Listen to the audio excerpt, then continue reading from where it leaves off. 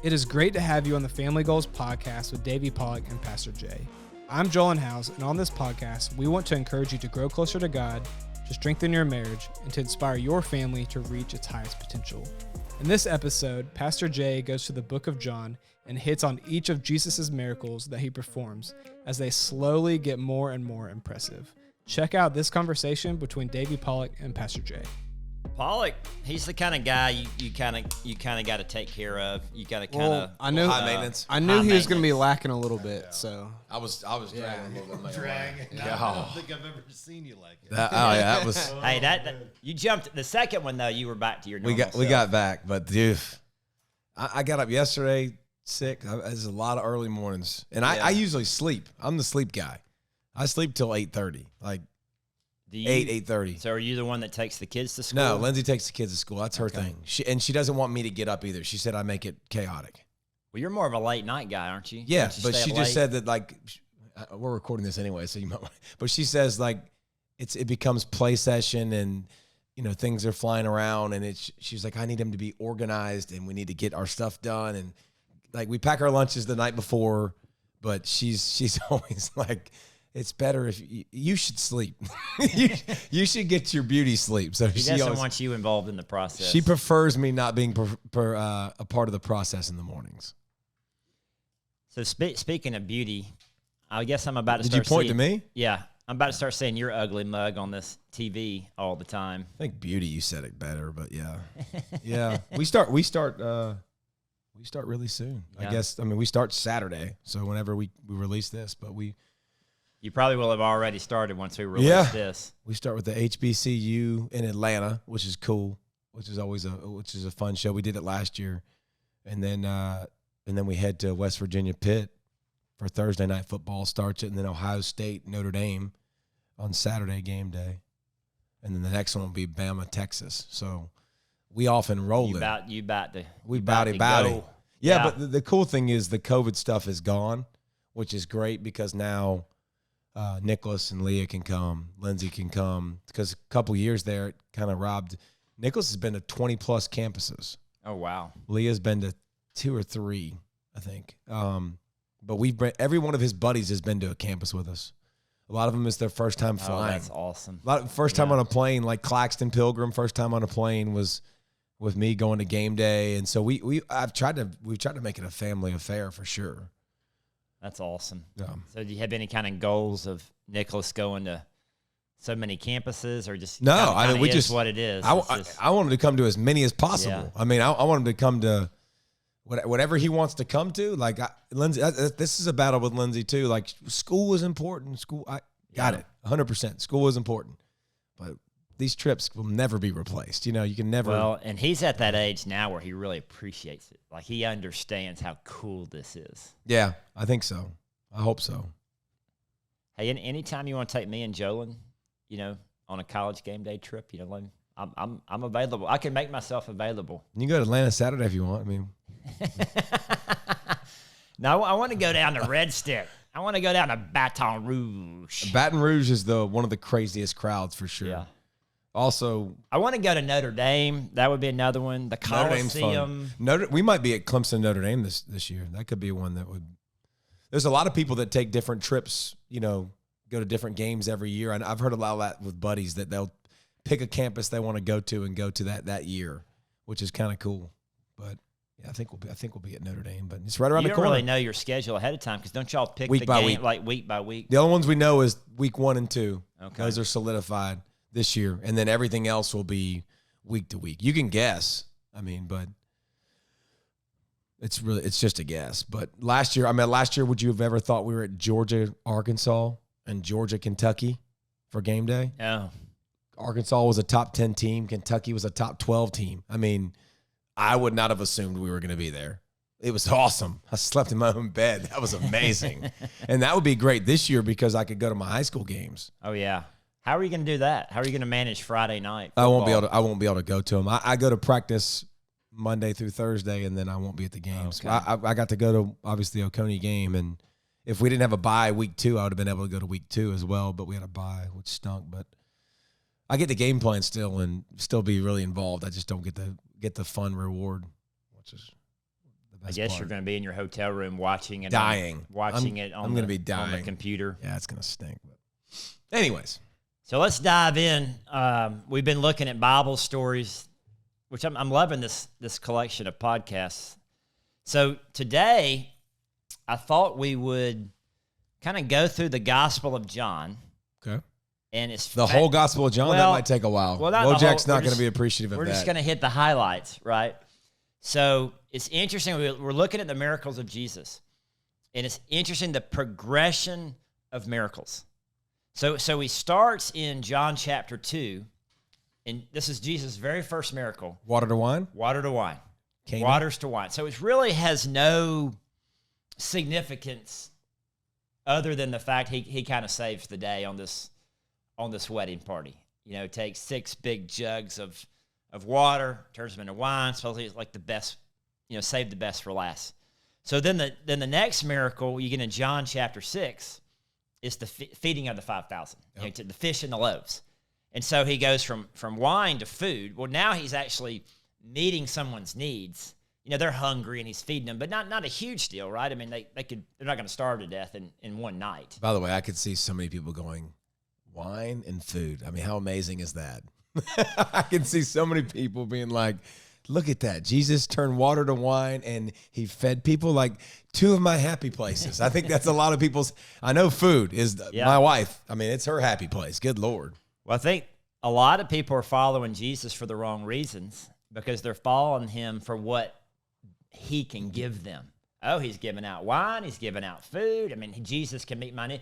And I think even today, people are following Jesus not for the person of Jesus, but for the prize that he could give them. They're for the wrong reasons. Well, if I live my life for Jesus, well, then he's going to bless my life. So it's almost like living for the blessing versus living for the blessed one.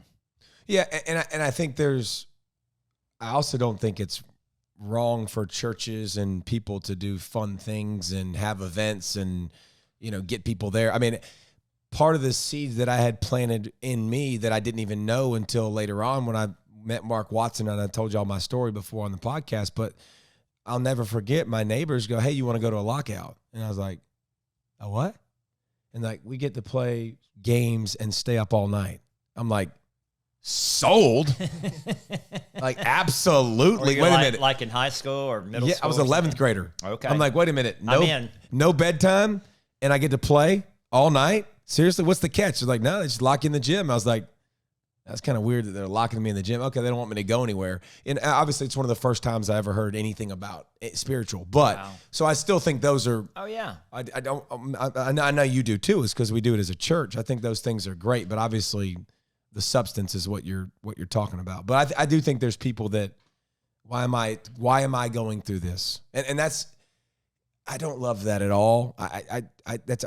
I'm not good with that. Like the why part. It's just.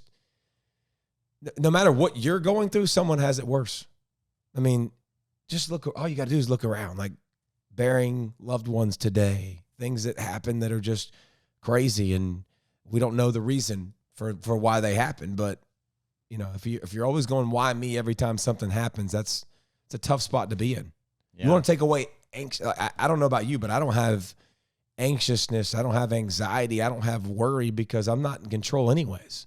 And I've already seen with my story, like it didn't go the way I thought it should go, and not the way I wanted to play for 15 years in the NFL and go have a illustrious career. Like that's not, God had a different direction for me. So let's embrace it. Like whatever weaves and turns you're going on, like embrace it. Yeah, I think on the flip side of that, like whatever somebody's going through, even though compared to other people, it may be a big deal to them. And of course, as the pastor, I'm hearing everybody's woes and pray for me and this and that. And there's been a couple of times like people would ask me to pray for something and they're all upset about it. And it's like, I want to say, hey, this person over here is like, their child just got killed in a car wreck by a drunk driver. And you're upset because he has a little bit of an injury and he's having to sit out a game. But I had to learn, you know what? It doesn't compare. That's a big deal to them. I'm going to pray for them. I'm going to minister to them. But, Well, and that's something that that's probably my biggest struggle is thinking I know best or thinking I know about situations. And like, I don't know how they were raised. I don't know how they handle situations. I don't know what their dynamic was their family. And I have to remind myself that a lot is like, people are doing the best they can and the best they know how. Like, I'm a judgmental prick. Like, I mean, can I say that on the podcast? I mean, because Yes, that's clear. Okay. Well, you just hit. We can always bleep that out. Let's bleep it out. I mean, I'm just judgmental. Like, I've got it figured out, and like, I think people should do things a certain way, and I'm like, dude, you gotta shut your mouth. Even with friends, I'm like, why do they do that? I wish they wouldn't do that. I'm like, dude, how about you do you?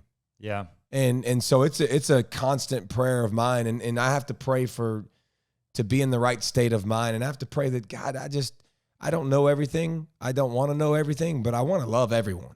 Mm-hmm. You know, and I just good. Yeah, but it's good, but it comes from a place of me being a butthole. So don't say it's good either, because I promise it's not. Well, we're all growing, but that's something I've had to learn, because in the past I'd be thinking, well, you don't even look at what they're going through, and you're complaining about this, but it's like, hey, that's what they're going through. Let's pray for them. Let's you know.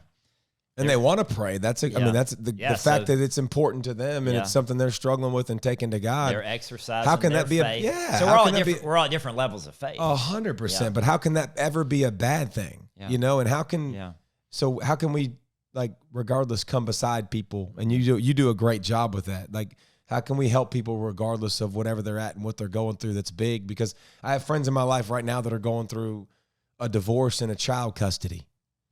Like, that's a big flipping deal. Yeah. You know, and then you have people that, are dealing with injuries that you're like, that's not a big deal. But that injury that sidelines somebody from playing a sport they love and that they show up for and that they live for, and it's something that's exciting and exhilarating, it's still a big deal to them. Yeah. Yeah, it is. All right, so the progression of miracles in the Gospel of John, we get water to wine, feeding of the 5,000, and then we have the healing of the invalid. And this guy had been sick for 38 years. And Jesus asked him, he's by the pool of Bethesda, and he can't get in the pool when the waters are stirred. The pool of what? Bethesda. Yeah. Can you remember that? That is country right there. Bethesda. Can I thought it pretty Loaves, can you say it? Oh, no, absolutely not. I thought it was Bethesda, but I guess it's not. But when you're in the South, it's Bethesda. I'm from South Mississippi. Okay, no, I just wanted to make sure. All right, no. Hey, but that is a rule of thought, by the way, a rule of thumb. Do you follow this rule? I want to know, because this is what we do for small groups. And anytime you're reading the Bible, if you just say it real fast, everybody thinks it's right. And you have to say it with confidence. Conviction. Conviction. I mean, if you just went like, by the pool of Bethesda, it just say it real fast, like real fast. Poke your chest out, say it with confidence, and everybody's like, "Yeah, sure, that's right." I was probably wrong on that one. Well, the other day, somebody was giving me a hard time in my own family for how I said oil. What? Oil. So we were changing the oil. Oh. And they're like, "It's oil." Well, I didn't know what you were saying just then. Oil. It sounds like you had a mouthful of golf balls and you're trying to say something. Oil. Hey, what's that thing that you write that rhymes? A rap? Starts with a P. I know what you're saying, but we're trying to get him to say it. I'm trying to get you to say it. You know, like a poem. A poem. You hear that? It's a poem, isn't it? He says poem. I can't say poem. Poem. You just said it. That was pretty good. Yeah. Mine, you know what mine is? Everybody has these things, by the way, and it's always funny to find them out. Mine's BOTH. Both. With the F? Mine's always been both. Yeah, birthday. I don't know why, but I've always said that every time I get made fun of. Everybody's got those. Yeah, so I was officiating a wedding a couple of weeks ago, and someone was going to read a poem. And I didn't want to say poem because I knew I would say it wrong. So I said, so-and-so's coming up for a poetic reading. That's pretty good. I like how you covered that up. Well, Coates's the one that came up with that. I was like, guys, I can't say poem. How am I going to say it? And Coatesy says, poetic reading. I'm like, brilliant. Brilliant. Speaking of, by the way, with college football coming up, I do a thing every year called Coin Phrase, and it's my favorite thing I do. So I was going to ask you about that. Are you doing that again? 100%. Coin phrase, you give me a phrase, you give me a word, and I have to work it into the broadcast no matter what. Oh, that's awesome. It's always people much do this fun. on Twitter? Yes. And you just pick a few of them? I just pick 1 or 2 a week. Yeah. Last year, my favorite was lost more than a goat on AstroTurf. Who comes up with these things? I don't know, but they're awesome. There's some creative people out there. There is some funny people out there. Now, what do your producers think about this? They don't have a clue. They don't know about that. They're probably not listening to the Family Goals podcast. No, but I think it's funny because it's just people have great sayings that you've never heard that will just be like, that's hilarious. Maybe we can try to come up with one and see if you can get it on there. We did that in the men's conference. Me and Davey had a couple that y'all did? That y'all were trying to work in? I think we did, yeah. Yeah. Worked them in. That's awesome. Now let's work in the 4th miracle in the gospel. Well, let's get the 3rd miracle is Jesus that heals this guy. So he says, get up, take your mat, and walk. And so now we're moving to like actually really helping somebody, like a physical miracle, physical healing. It's not just some water to wine, not just some food, but this guy's whole life has changed after 38 years. Imagine 38 years not being able to walk. Jesus comes on the scene and he heals you. And then we go to John chapter 11. Jesus' buddy Lazarus has been in the grave for 4 days. And, of course, Martha's upset. Jesus, you'd been here, he would not have died. Why didn't you come? And then Jesus says, I am the resurrection and the life. Lazarus come out, take the grave clothes off of him, set him free. And so now we've got this raising someone to life. I mean, he was 4 days in the grave, and Jesus brings him back to life. And so you see this progression of miracles. And it kind of starts off small. I kind of picture, and I love to use this phrase with people is, God's got this. Like anytime someone asks me to pray, anytime someone's going through a difficult time, I'll say, God's got this. So think about, Mary comes to Jesus, wants to turn the water to wine. He's like, I got this. Hey, I got the fish and the loaves. I got this. This guy's 38 years, can't walk. I got this. And now, raising from the dead, it's like, Martha and Mary, don't worry. All is well. I got this. And so then, John chapter 13.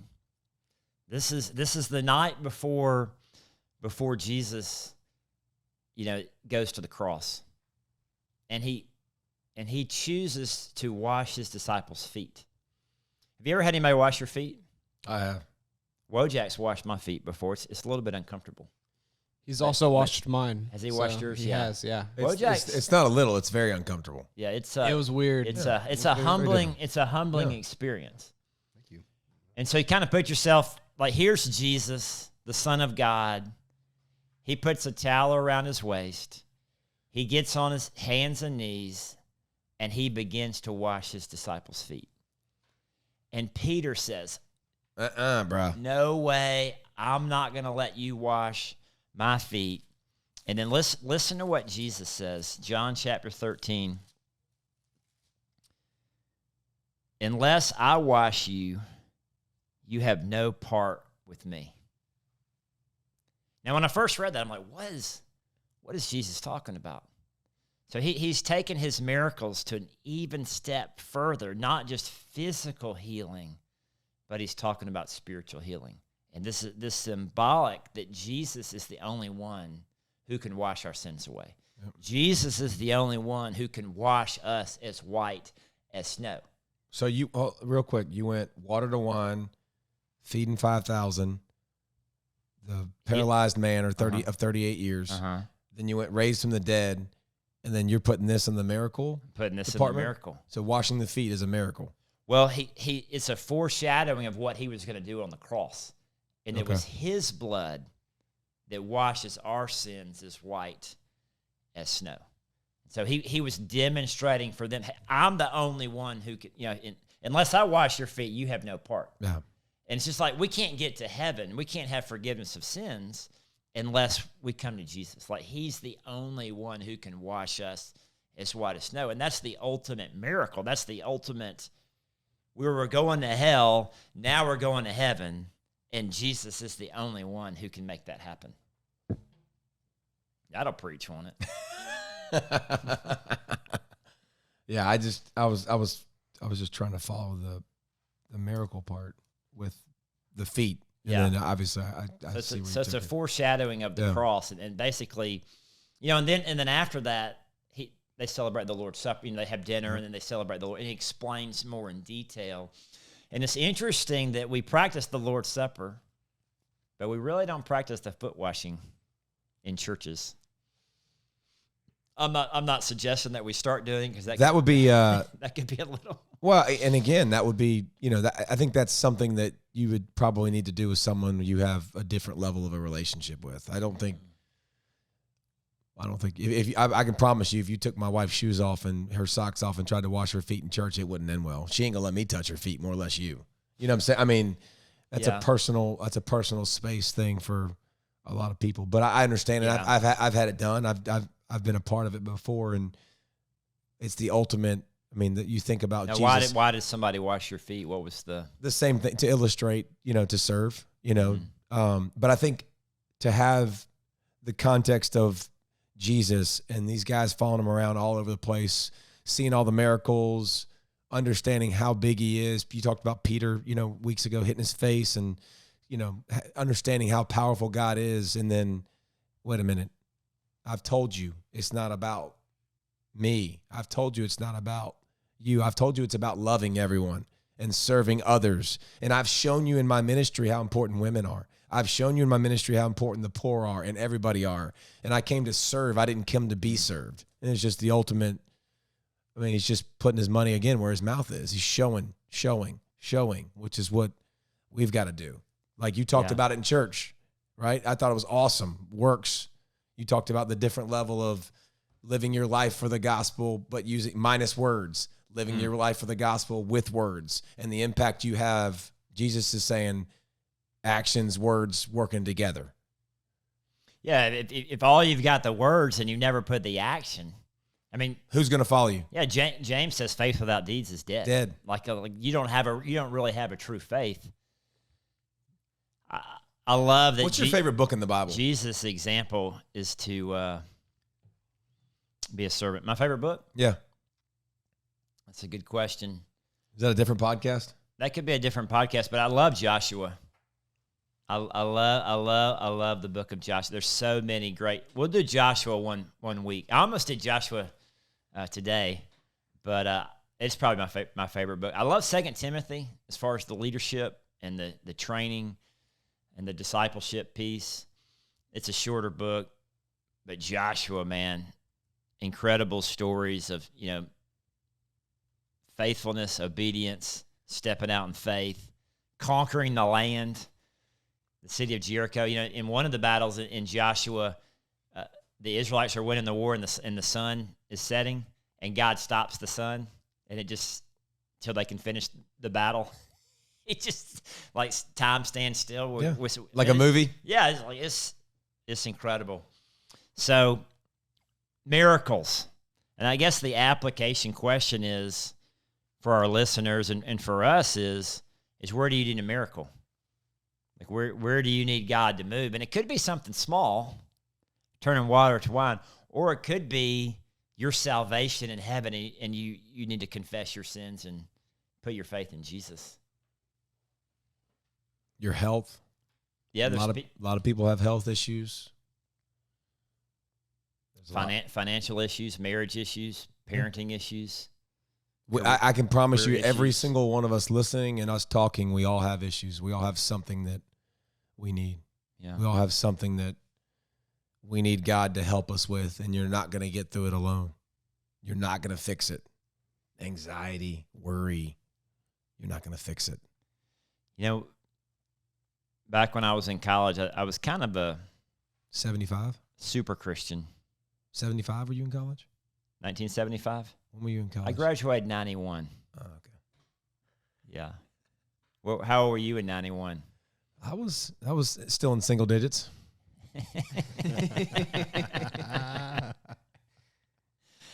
But in college, I wouldn't pray about the small things. Because, well, God, He's got the small things. Yeah, like he doesn't care if I win this tennis match, or he doesn't care if, whatever. I would only pray about like big things. But then I realized that he cares about everything. And it's really about a relationship with him. And if it is a big deal to me, it's a big deal to him. And why not pray about it? Even if it seems small as, winning a game or something. Or, there were times when Jolin was playing baseball and I'd pray he'd get a hit. It sounds kind of vain, but it was a big deal to him and his confidence. And so, You had to pray for me to get a hit. It's the only way that's the only way you make contact, bro. That's the only way. That was just an example. We had to pray about everything. Hey, listen, your hand-eye's so bad. We had to pray for that. Lord, give him a tennis racket. Yeah. Didn't know I stunk that bad. It's a lot easier to hit a tennis ball with a tennis racket than hit a baseball with a bat. 100%. Still miss the strings. So, thank you for listening to this week's Family Goals podcast with David Pollack and Pastor Jay. The greatest takeaway for me is this. Are you following Jesus for who he is, or are you only following him for what he can give you? Are you only following him because of the blessings that you want from him, or are you following Jesus because he's the Messiah, the Son of God, the perfect sacrifice to make our relationship right with the creator of the universe? So I want you to think about that. And another thing, I know this might be weird, but has anyone ever washed your feet, or have you ever washed someone else's feet? This is one of the greatest forms of humility and servanthood. I want to encourage you to wash someone's feet sometime within the next month. I know it's weird, but it's a great opportunity to show someone how much you care for them and will do anything for them. Thank you again for listening to the Family Goals podcast, and we'll catch you next week.